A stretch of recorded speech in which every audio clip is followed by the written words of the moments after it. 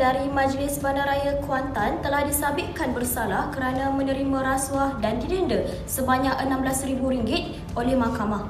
Kes ini melibatkan penyalahgunaan kuasa dalam urusan kerja berkaitan jabatan. Apakah sebenarnya berlaku di sebalik kes ini? Kita ada projek penyelenggaraan yang perlu disiapkan dengan segera. Jadi, saya nak keputusan ni dibuat dengan cepat. Baik Tuan, setakat ini ada beberapa kontraktor syarikat yang layak mengikut penilaian kami. Dalam masa yang sama, kita kena pastikan semua proses yang kita buat tu mengikut prosedur yang betul. Sebenarnya, saya dah tentukan syarikat mana yang saya nak jalankan projek ni.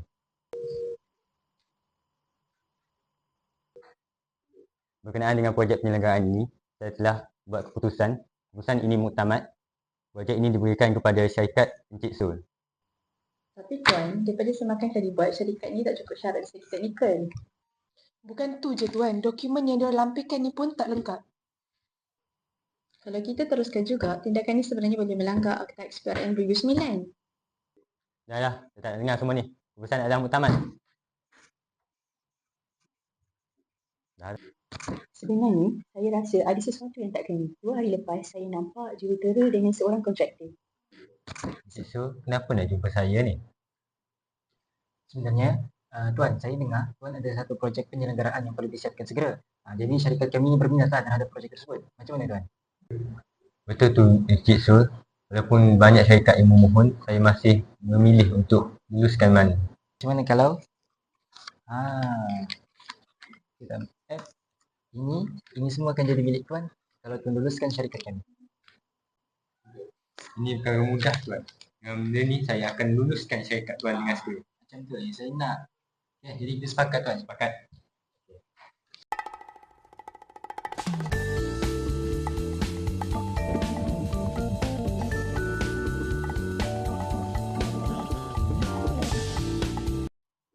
Kita tak boleh biar benda ni berlaku. Kita kena lakukan pada SPRM.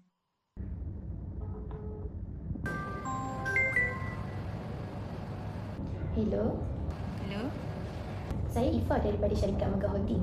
Saya ingin melaporkan kisah laku dekat syarikat kami. Salah laku apa ya, Cik? Nanti saya akan sertakan bukti, gambar dan video yang saya ambil pada hari kejadian. Okey, baik. Terima kasih kerana melaporkan perkara ini kepada kami. Kami akan jalankan siasatan dengan segera. Terima kasih. Sama-sama. Tuan, macam mana syarikat saya? Dah lulus ke belum projek tu? Benda simple Tuan. Simple Tuan. Mana Tuan? Awak seorang je ke minum? Tuan, kami dari SPRM. Anda berdua ditahan kerana bersyuki telah terlibat dan aktiviti memberi dan menerima rasuah. Ini semua salah faham. Betul, ini semua salah faham. Mana bukti? Bukti telah mencukupi dan anda akan dibawa untuk siasatan. Ini.